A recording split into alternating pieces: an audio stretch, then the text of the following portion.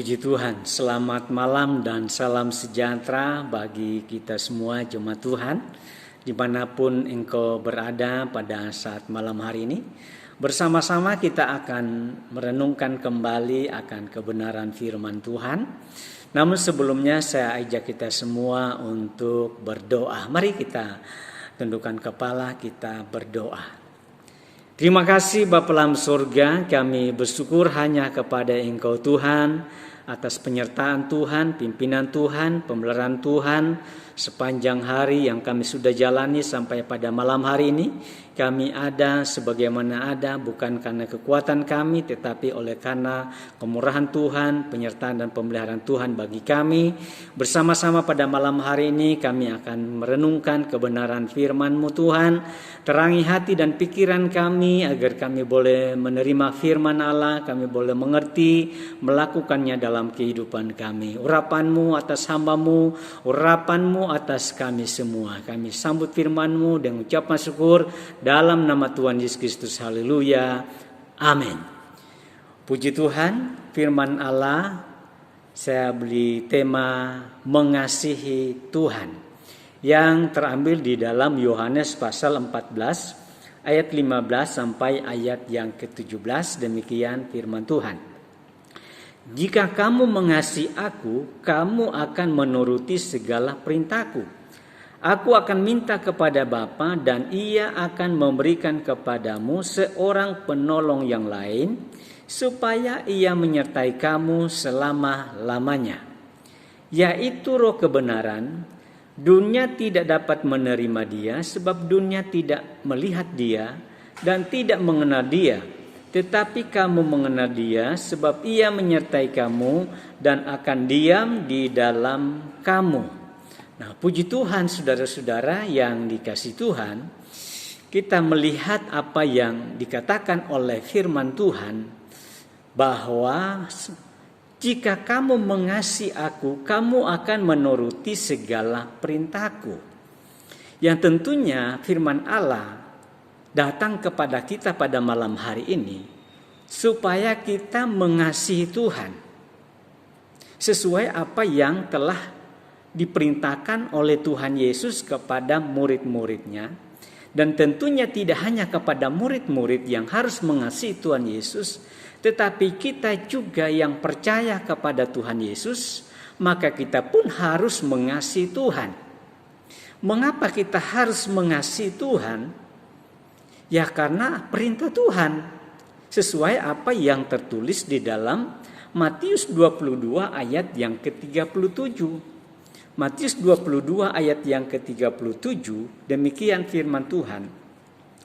Jawab Yesus kepadanya, kasihilah Tuhan Allahmu dengan segenap hatimu dan dengan segenap jiwamu dan dengan segenap akal budimu.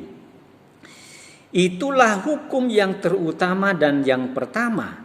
Dan hukum yang kedua yang sama dengan itu ialah kasihilah sesama manusia seperti dirimu sendiri. Pada kedua hukum inilah tergantung seluruh hukum Taurat dan kitab para nabi. Jadi mengasihi Tuhan adalah merupakan perintah Tuhan yang tentunya sudah tertulis atau diperintahkan oleh Tuhan bagi kita untuk melakukannya. Kita mengasihi Tuhan. Dan tentunya kita juga mengasihi Tuhan karena Tuhan sudah terlebih dahulu mengasihi kita. Dia mengasihi kita dengan menyerahkan hidupnya. Dia rela mati di atas kayu salib untuk menebus segala dosa kita. Itu sebabnya kalau Tuhan yang telah mengasihi kita, maka kita pun demikian harus mengasihi Tuhan. Mengasihi Tuhan dengan segenap hati, dengan segenap jiwa, dengan segenap kekuatan kita.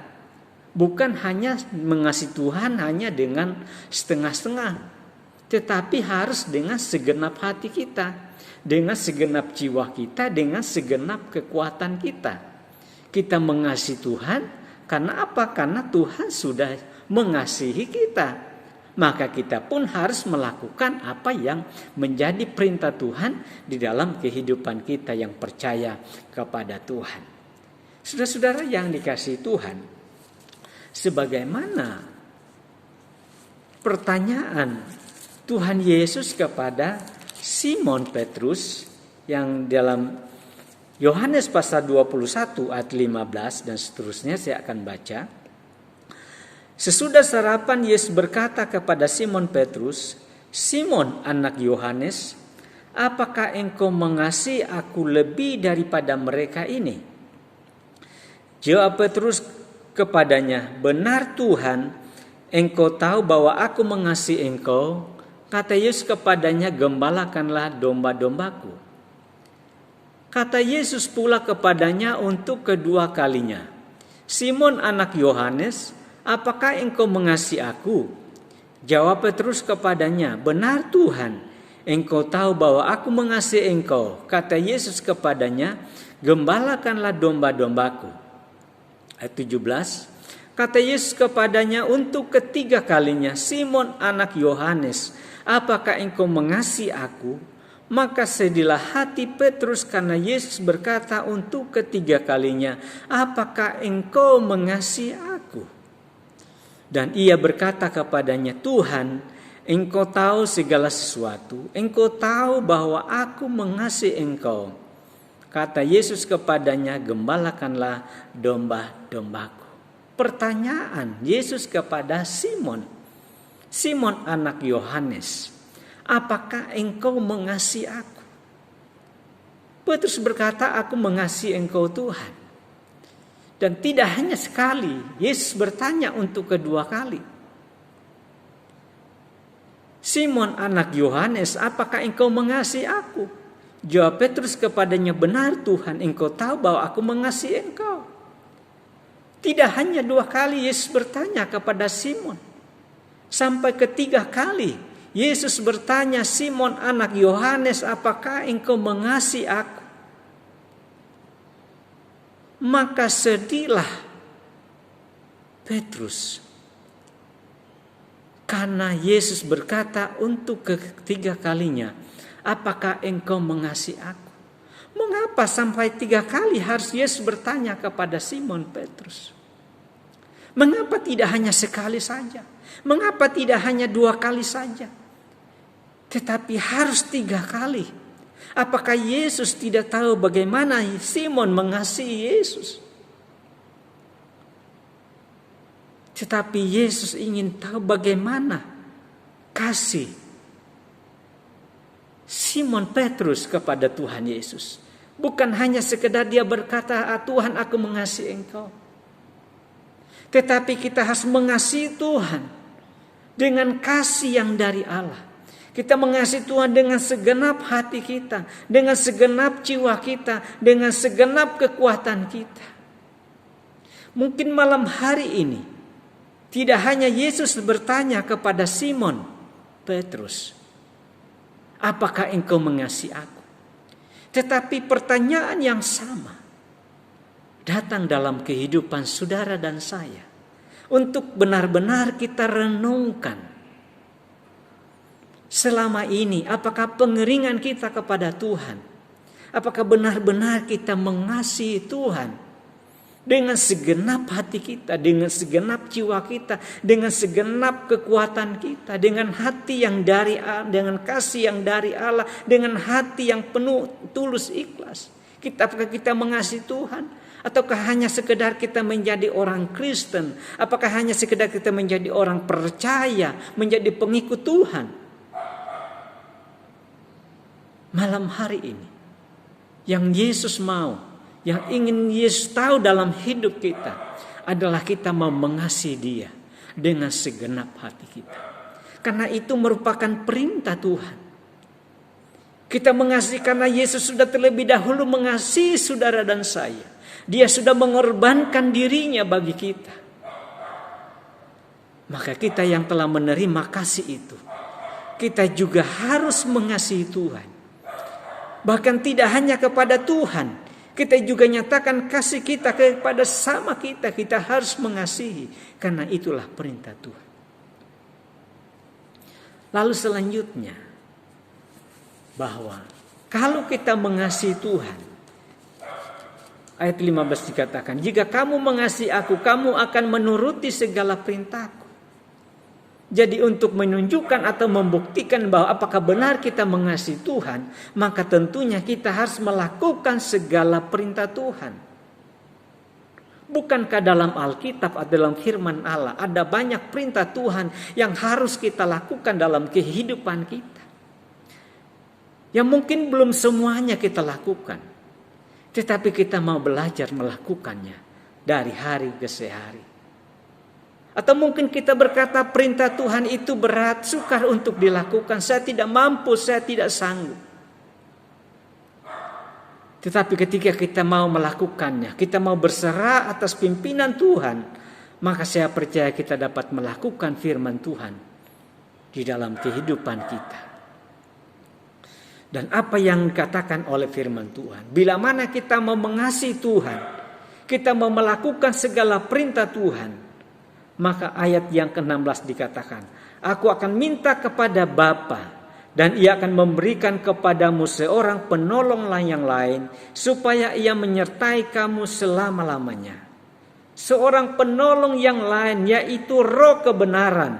Dunia tidak dapat menerima dia sebab dunia tidak melihat dia dan tidak mengenal dia, tetapi kamu mengenal dia sebab ia menyertai kamu dan akan diam di dalam kamu. Kalau kita mengasihi Tuhan, kita mau melakukan segala perintah Tuhan dalam kehidupan kita, maka Yesus akan minta kepada Bapa seorang penolong yang lain, yaitu Roh kebenaran, yaitu Roh Kudus yang akan menyertai kamu. Dunia tidak dapat melihat dia. Dunia tidak dapat mengenal dia. Tetapi kita dapat mengenal dia. Karena dia diam di dalam kita. Yaitu Roh kebenaran. Roh Kudus. Yang dijanjikan Bapa bagi kita. Dan Roh Kudus itulah yang memberikan kemampuan dan kesanggupan bagi kita untuk dapat melakukan perintah Tuhan, untuk dapat mengasihi Tuhan. Dan Roh Kudus itulah yang memberikan kemampuan menyertai memimpin kehidupan kita, walaupun kita hidup dalam dunia yang penuh dengan tantangan, penuh dengan perjuangan. Bila mana Roh Kudus ada di dalam kita, maka Roh Kudus itu yang akan memberikan kesanggupan bagi saudara dan saya, sehingga kita boleh kuat di dalam Tuhan. Aku akan minta kepada Bapa, dia akan memberikan kepadamu seorang penolong yang lain.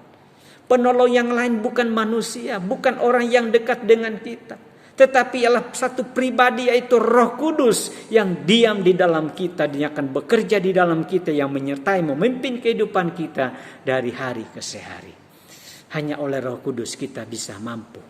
Hanya oleh Roh Kudus kita kuat menjalani hari-hari kehidupan yang penuh dengan pergumulan. Malam hari ini, mungkin engkau punya masalah, punya pergumulan, beban yang berat. Mari kita mau datang kepada Tuhan. Kita mau mengasihi Tuhan. Kita mau melakukan firman Tuhan. Maka dia akan memimpin, menyertai kehidupan kita melalui kuasa Roh Kudus yang memampukan kita untuk dapat bertahan dalam iman kita kepada Tuhan. Puji Tuhan. Saya tidak panjangkan renungan firman Tuhan malam hari ini. Kita tundukkan kepala, kita berdoa.